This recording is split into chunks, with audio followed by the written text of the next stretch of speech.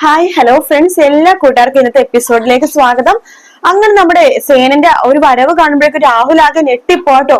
ചന്ദ്രസേൻ എന്നിങ്ങനെ നോക്കിക്കൊണ്ടിരിക്കാത്ത, അതേടാ എന്റെ ശവസംസ്കാരം കാണാൻ വേണ്ടിട്ടല്ലേ നീ വന്നത്? ഞാൻ മരിച്ചിട്ടില്ലടാ, ഞാൻ ദേ ജീവനോടെ ഉണ്ട് എന്ന് പറയാണ്. പെട്ടെന്ന് തന്നെ രൂപ വരുന്നുണ്ട്. എന്റെ ചന്ദ്രേട്ടനെ എന്നെ ഇല്ലാതാക്കാൻ വേണ്ടി നീ എത്രമാത്രം ശ്രമിച്ചടാ. എന്റെ ചന്ദ്രന്റെ 25 വർഷം മുമ്പ് നീ എന്നെ അകറ്റിയതല്ലേടാ, എല്ലാത്തിനും കാരണം നീയാടാ എന്നിങ്ങനെ പറയാണ്. അപ്പോഴേക്കും കിരൺ പറയണ്ട്, എന്റെ അച്ഛനമ്മേനെ 25 വർഷം മുമ്പ് അകറ്റിയത് അയാള്, എന്നിട്ട് വന്നിരിക്കുന്ന അയാള് വീണ്ടും എന്റെ അമ്മയായിട്ട് ചങ്ങാത്തം കൂടി സ്വത്തുക്കളൊക്കെ അടിച്ചെടുക്കാനായിട്ട് എന്ന് പറയുമ്പോ ആ ഹരി എന്ന് പറഞ്ഞ ചേട്ടൻ പറയുന്നുണ്ട്, അതെ അതെ, ചന്ദ്രസേനൻ സാറ് രൂപമേടോട്ട് പിരിഞ്ഞു പോയപ്പോഴേ ഇയാളായിരുന്നു കമ്പനിയൊക്കെ നോക്കുന്നുണ്ടായിരുന്നത്. അത് എന്തുകൊണ്ടിട്ടായിരുന്നു? ഇയാളുടെ മകൾക്ക് കിരൺ സാറിന് സ്വത്തുക്കളൊക്കെ കിട്ടുമല്ലോ, അതുവഴി ഇയാളുടെ മകൾക്ക് കിട്ടുമല്ലോ. ഇയാളുടെ മകളെയും അതുപോലെ തന്നെ കിരൺ സാറിനെ ഒന്നിപ്പിച്ച് ആ സ്വത്തുക്കളൊക്കെ അടിച്ചു മാറ്റാനായിട്ട് അപ്പോഴും അയാളുടെ വിചാരം എന്നിങ്ങനെ പറയാണ് ഹരിയേട്ടൻ. ആ സമയത്ത് നമ്മുടെ കല്യാണി പറയണ്ടേ, അതെ ഇതൊരു കോടതിയാടോ, തന്നെ എല്ലാരും മുൾമുനി നിർത്തുന്ന കോടതിയത്, തന്നെ എല്ലാത്തിനും മറുപടി പറഞ്ഞേ പറ്റൂടോ എന്ന് കല്യാണി പറയാണ്.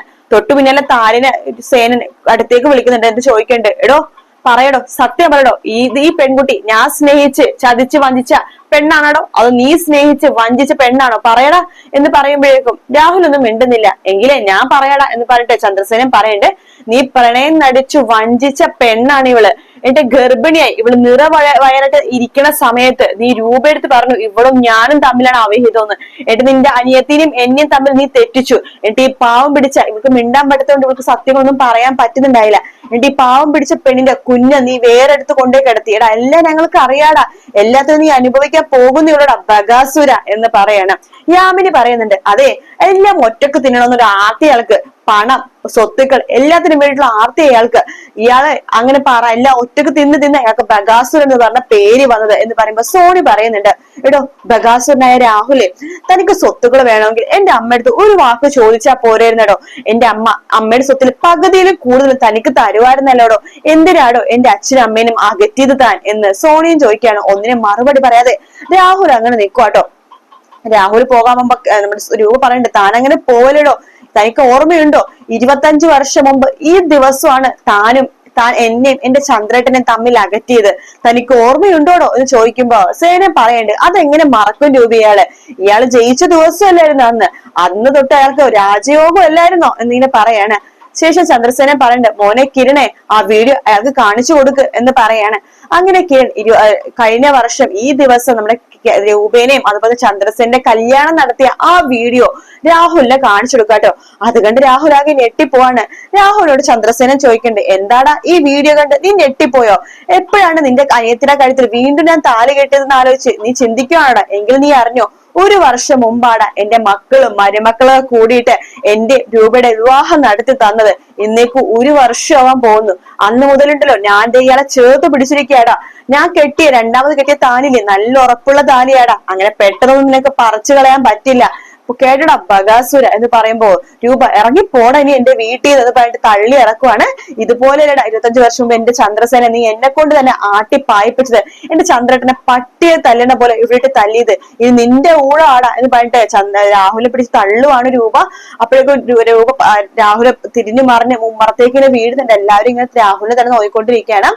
ആ സമയത്ത് നമ്മുടെ കിരൺ അങ്ങോട്ടേക്ക് വരുന്നുണ്ട്. എടോ ബഗാസുര എന്ന് പറഞ്ഞിട്ട് വണ്ടിയിൽ നിന്ന് ആ റീത്ത് എടുക്കുവാണ്. താൻ ഈ റീത്തൊക്കെ മേടിച്ച കാര്യം ഞാൻ അറിഞ്ഞടോ, എന്തായാലും ഈ റീത്ത് വെറുതെ ഇരിക്കണ്ട, താൻ എന്തായാലും ചത്തു പോലെയാണല്ലോ ഇരിക്കുന്നത്, അല്ലെങ്കിൽ തന്റെ ജീവിതം പോയിടോ. തന്റെ മകൾക്ക് കിട്ടിയേക്കണതല്ല, താൻ ഈ കിട്ടിയേക്കുന്ന ദ്രോഹങ്ങൾക്കൊക്കെ തന്റെ മകൾക്ക് കിട്ടിയേക്കണതേ നല്ല അടിപൊളി ഭർത്താവിനാണല്ലോ കിട്ടിയിരിക്കുന്നത്, നിങ്ങളുടെ ജീവിതം തീർന്നടോ. അതുകൊണ്ട് ഈ റീത്ത് താൻ തന്നെ വെച്ചോ, തന്റെ നെഞ്ചിൽ കൊണ്ടേ വെക്കടോ എന്ന് പറഞ്ഞിട്ട് വലിച്ചെറിയാണ്. അങ്ങനെ രാഹുലിന്റെ നെഞ്ചിൽ തന്നെ ആ റീത്ത് വന്ന് വീഴുവാട്ടോ. അതിനുശേഷം താര വരുവാണ്. താര വന്നിട്ട് നമ്മുടെ രാഹുലിന്റെ മുഖം അടിച്ച് പൊട്ടിക്കുക കേട്ടോ. അപ്പോഴേക്കും അയാൾക്ക് ഭയങ്കര സന്തോഷമാവാണ്. ശേഷം താര ഇങ്ങനെ കാണിക്കണം, നീ എന്ന് പറഞ്ഞിട്ട് ഇങ്ങനെ കാണിക്കുന്നുണ്ട് കേട്ടോ. രൂപയൊക്കെ പുച്ഛത്തോടെ നോക്കുവാണ്. ഇറങ്ങി പോടോ, ഇയാളിന് ചാവേണ്ട ആവശ്യമില്ല, ചത്ത പരിവായി, ഇറങ്ങി പോടോ താനെന്ന് പറയാണ്. അങ്ങനെ രാഹുൽ എല്ലാവരുടെ മുഖത്ത് മാറി മാറി നോക്കിയിട്ട് ഒരു ചത്ത പോലത്തെ ഒരു രീതിയിൽ അവിടെ നിന്ന് ഇറങ്ങി പോവാട്ടോ. എല്ലാവർക്കും ഭയങ്കര സന്തോഷമാവാണ്. എല്ലാവരും ജയിച്ച പോലെ തന്നെ എല്ലാവരും അകത്തേക്ക് സന്തോഷത്തോടു കൂടി തന്നെ കയറി പോവാണ്. രാഹുലിനാണെങ്കിൽ ആകെ ദേഷ്യമൊക്കെ വരുവാണ്. രാഹുൽ ഇങ്ങനെ ആലോചിക്കുകയാണ്, രൂപ വഴക്ക് പറഞ്ഞതും സേന വഴക്ക് പറഞ്ഞതും എല്ലാരും കൂടി നാണം കെടുത്തിയതൊക്കെ ആലോചിച്ചിട്ട് ചന്ദ്രസേനൻ ഇങ്ങനെ വണ്ടി ഇങ്ങനെ സ്പീഡിൽ ഇങ്ങനെ ഓടിച്ചു പോവാട്ടോ. അതിനുശേഷം കാണിക്കുന്നത് പ്രകാശിനെയാണ്. പ്രകാശം മുടിയൊക്കെ മൊട്ട അടിച്ചിട്ട് കണ്ണാടിന്റെ മുമ്പിൽ ഇങ്ങനെ നോക്കിക്കൊണ്ടിരിക്കുകയാണ്. ആ സമയത്ത് വിക്രം അങ്ങോട്ടേക്ക് വരുന്നുണ്ട്. അല്ല അച്ഛനെന്താ മൊട്ടയടിച്ചോ എന്നിങ്ങനെ ചോദിക്കുവാണ്. അതേടെ മോനെ, അച്ഛൻ മൊട്ടയടിച്ചു. സാധാരണ നമുക്ക് വേണ്ടപ്പെട്ടവർ നമ്മുടെ അടുത്ത ബന്ധുക്കളൊക്കെ മരിക്കുമ്പോ ഇങ്ങനെ മൊട്ടയടിക്കുന്ന ഒരു ആചാരമുണ്ട് ചില ആൾക്കാർക്ക്. അതുകൊണ്ട് ഞാൻ അങ്ങനെ അങ്ങോട്ട് ചെയ്തു. പക്ഷെ എനിക്ക് വേണ്ടപ്പെട്ടവരല്ല ഇവിടെ മരിച്ചിരിക്കണത്, എനിക്ക് ഏറ്റവും കണ്ടുകൂടാത്ത ഒരാൾ മരിച്ചടാ. അപ്പൊ അതിന്റെ സന്തോഷത്തിലാണ് മൊട്ടയടിച്ചത്. ആരാച്ച മരിച്ചത്? നീ ആലോചിച്ച് നോക്ക്. ആര് വന്നപ്പോഴാണ് നമ്മുടെ ജീവിതമൊക്കെ മാറി മറന്നതെന്നുള്ള കാര്യം നീ ആലോചിച്ച് നോക്ക്. ആര് വന്നപ്പോഴാ നമ്മുടെ എല്ലാവരുടെ ജീവിതം മാറി മറന്നത്? അത് എടാ വേറെ ആരുടെടാ, ആ ചന്ദ്രസേനൻ. അയാൾ മരിച്ചടാ. സത്യമാണ് അച്ഛൻ പറയണത്, പിന്നല്ലാതെ അയാൾ മരിച്ചു. രാഹുൽ എന്നെ വിളിച്ചു പറഞ്ഞത്. പക്ഷെ അത് സത്യമാണെന്ന് നമുക്കൊന്ന് കൺഫേം ചെയ്യണ്ടേ? ആ വേണം രാഹുൽ ഒന്ന് വിളിക്കട്ടെ എന്ന് പറഞ്ഞിട്ട് പ്രകാശ് രാഹുലിനെ വിളിക്കാൻ വേണ്ടി ഫോൺ എടുക്കുവാണ്. ശേഷം രാഹുലിനെ വിളിക്കുന്നുണ്ട്. രാഹുൽ ആ സമയത്ത് മുഖത്ത് പാടിട്ട് വണ്ടി ഓടിച്ചു പോണ സമയത്താണ് പ്രകാശിന്റെ കോള് വരുന്നത് കേട്ടോ. വിളിക്കുന്നുണ്ട് അവൻ. എന്തിനാണോ വിളിക്കണത്? എനിക്ക് മാത്രം കിട്ടിയാ പോലല്ലോ, അടി അവനും കിട്ടണം എന്ന് പറഞ്ഞിട്ട് പ്രകാശിന്റെ ഫോൺ എടുക്കാണ്. എന്താടാ? എടാ രാഹുലെ, എടാ എന്തായാലും അവിടുത്തെ കാര്യങ്ങൾ? കർമ്മം നടന്നുകൊണ്ടിരിക്കുക, ഞാൻ പിന്നെ വിളിക്കാം എന്ന് പറഞ്ഞിട്ട് ഫോൺ കട്ട് ചെയ്യാണ്. കേട്ടോടാ മോനെ, കർമ്മം നടന്നുകൊണ്ടിരിക്കുകയാണെന്ന്. അപ്പൊ ബോഡി എത്തിയിട്ടുണ്ട്. ഇനി നമ്മളെ എല്ലാവരുടെ മരണം ആഘോഷിക്കണോടാ. ആദ്യം ചന്ദ്രസേനൻ പോയി, പിന്നെ കിരൺ, ഇനി കല്യാണി, അങ്ങനെ ഓരോരുത്തരുടെ ഇടിഞ്ഞു വീണുകൊണ്ടിരിക്കാൻ പോവാടാ. അതെ അച്ഛാ. എന്തായാലും ആ കിരണിൽ ഇല്ലാതാക്കാൻ വേണ്ടി ഞാൻ ശ്രമിച്ചാണല്ലോ കഴിഞ്ഞ ദിവസം. അതെ, അത് നീയാണെന്ന് അറിഞ്ഞില്ല. പിന്നെ ചന്ദ്രസേന മരിച്ചോണ്ട് ഇനി നിന്റെ അപ്പൊ അടുത്ത് വരത്തില്ല. അല്ല, അത് നീയാണെന്ന് എങ്ങനെ അറിഞ്ഞു കഴിഞ്ഞാൽ ചന്ദ്രസേന നിന്നെ കൊന്നാനേരുന്ന്. അത് സരയുടെ തലയിൽ ഇട്ടോണ്ട് അവളുടെ അടുത്തേക്ക് പോയി എന്നിങ്ങനെ പറയാണ്. എന്ത് ആയാലും വേണ്ടില്ല അച്ഛാ, ഇന്ന് എല്ലാവരുടെ പൊട്ടിക്കരച്ച് നമുക്കൊന്ന് കാണാലോ, നമുക്കൊന്ന് ആഘോഷിക്കാലോ.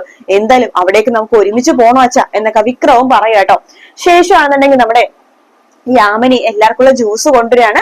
എന്നിട്ട് എല്ലാവർക്കും ജ്യൂസ് ഒക്കെ കൊടുക്കുന്നുണ്ട് കേട്ടോ. ആ സമയത്ത് ഹരിയേട്ടൻ പറയണ്ട്, ഇനി വേണം കിരൺ സാറും കല്യാണി മേടൊക്കെ സൂക്ഷിക്കാനായിട്ട്. ആ രാഹുൽ എന്ത് ചെയ്യാനും മടിക്കില്ല എന്ന് പറയുമ്പോ സേനം പറയണ്ട്, ഇനി അയാൾ എന്ത് ചെയ്യാനാടോ ഹരി? അയാൾ ചെയ്യേണ്ടതൊക്കെ എപ്പോഴേ ചെയ്തു കഴിഞ്ഞു. ഇനി അയാൾ തോറ്റു, തുന്നം പാടി, ഇനി അയാൾക്ക് ചെയ്യാനൊന്നുമില്ല. എങ്കിലും സൂക്ഷിക്കണം. ബകാസുരന്റെ സ്വഭാവം അറിയാലോ, എല്ലാം നഷ്ടപ്പെട്ട ആള്, ഒന്നും ചെയ്യാൻ മടിക്കില്ല. അത് താൻ പറഞ്ഞ ശരിയാണ്. നോക്കട്ടെ അയാൾ എവിടെയും വരെ പോകുന്നു, നമുക്കൊന്ന് നോക്കാം. അച്ഛാ, നമുക്കിതൊന്നും ആഘോഷിക്കണ്ട അച്ഛ. അതൊന്നും വേണ്ടടാ എന്ന് പറയാണ് ചന്ദ്രസേനൻ. യാമിനി പറയണ്ട, അയ്യോ അത് പറഞ്ഞാൽ പറ്റില്ല, അത് വേണം. കിരൺ, കല്യാണി മോളും സോണി മോളും ആൽവിയൊക്കെ പോയിട്ട് വലിയ കേക്ക് മേടിക്കാൻ പോയിരിക്കുക, ഏറ്റവും വലിയ കേക്ക്. അതുകൊണ്ട് അതൊക്കെ മുറിച്ച് നമുക്ക് ആഘോഷമായിട്ട് വേണം. പിന്നെ ബലൂണും തോരണമൊക്കെ തൂക്കണ്ടേ സാറേ? അതൊന്നും വേണ്ട യാമിനി എന്ന് ചന്ദ്രസേനൻ പറയുമ്പോ, അതൊക്കെ വേണം യാമിനി ചേച്ചി, ബലൂണും തോരണും ഒക്കെ തൂക്കണം, നമുക്ക് ഇവിടെ അലങ്കരിക്കാം. ശരി എന്ന് പറയാണ്. അങ്ങനെ അവർ അലങ്കരിക്കാൻ വേണ്ടിയുള്ള കാര്യങ്ങളൊക്കെ ചെയ്തുകൊണ്ടിരിക്കാട്ടോ. ആ സമയത്ത് രാഹുൽ വീണ്ടും ഇങ്ങനെ വണ്ടി ഓടിച്ചുകൊണ്ടിരിക്കണം, ഓരോരോ കാര്യങ്ങൾ ആലോചിച്ചുകൊണ്ടിരിക്കാട്ടോ. ആ സമയത്ത് വിക്രം പറയുന്നുണ്ട്, അച്ഛാ ഒന്ന് വിളിച്ച് ചോദിക്കാച്ചാ, ഡെഡ് ബോഡി എത്തിയോ, എപ്പോഴാണ് ശവം സംസ്കരിക്കണതൊക്കെ ഒന്ന് ചോദിക്കേ. ഡെഡ് ബോഡി എത്തിയല്ലോടാ, സംസ്കാരം എപ്പോഴാന്ന് ചോദിക്കാം. ഇനി ഇന്നായിരിക്കും നാളെ ആയിരിക്കും ആർക്കറിയാം. ആ സോണി ആൽബിയൊക്കെ വരാനുണ്ടല്ലോ അമേരിക്കന്ന്, നിന്റെ ആദ്യ ഭാര്യയെ. അതുകൊണ്ടൊന്ന് ചോദിച്ചു നോക്കാം, ഒന്നുകൂടി രാഹുലിനെ വിളിക്കാം എന്ന് പറഞ്ഞിട്ട് പ്രകാശൻ രാഹുലിനെ ഫോൺ വിളിക്കാണ്. ശേഷം രാഹുല് ഫോൺ പിന്നെ വിളിക്കുന്ന നാശം പിടിച്ചവൻ. എന്താടാ എന്ന് പറഞ്ഞു ചോദിക്കുമ്പോ, എടാ എപ്പോഴാണ് സംസ്കരിക്കണത്? അതിന് സമയം എടുക്കും എന്ന് പറഞ്ഞിട്ട് ഫോൺ കട്ടയാണ്. എടാ മോനെ, സമയം എടുക്കാന്നാണല്ലോ പറഞ്ഞത്. സോണിയും ഭർത്താവും എത്തിക്കാണില്ലായിരിക്കും, അവരെത്തിയിട്ടേ ചിലപ്പോ എടുക്കൂലായിരിക്കും. എന്തായാലും നമുക്ക് അവിടെ വരെ പോയിട്ട് ആഘോഷിച്ചിട്ട് വരാടാ. എല്ലാവരുടെ കരച്ചില് നമുക്ക് കാണാം. ആ കിരണും കല്യാണിയൊക്കെ കരയുന്നുണ്ടാവും. ഇനി ആ കിരണോട് എനിക്ക് ധൈര്യമായിട്ട് ചോദിക്കാലടാ, തന്തയില്ലാത്തവനെ എന്ന് അവനെ വിളിക്കാലോ, കാരണം അവന് തന്ത മരിച്ചല്ലോടാ എന്ന് പറഞ്ഞിട്ട് പൊട്ടിച്ചിരിക്കാണ്. വിക്രവും പറഞ്ഞിട്ട് അതെ അതെ അച്ഛന്ന് പറഞ്ഞിട്ട് വിക്രവും പൊട്ടിച്ചിരിക്കാട്ടോ. അങ്ങനെ അവരെല്ലാരും കൂടി സന്തോഷത്തോടിരിക്കുന്ന ഭാഗത്തോട് കൂടിയിട്ടാട്ടോ ഇത് എപ്പിസോഡ് തീരുന്നത്. വീഡിയോ ഇഷ്ടപ്പെടുകയാണെങ്കിൽ ലൈക്ക് ചെയ്യാനും സബ്സ്ക്രൈബ് ചെയ്യാനും കമന്റ് ചെയ്യാനും മറക്കല്ലേ. മറ്റൊരു വീഡിയോ ആയിട്ട് വീണ്ടും കാണാം. Take care, bye bye.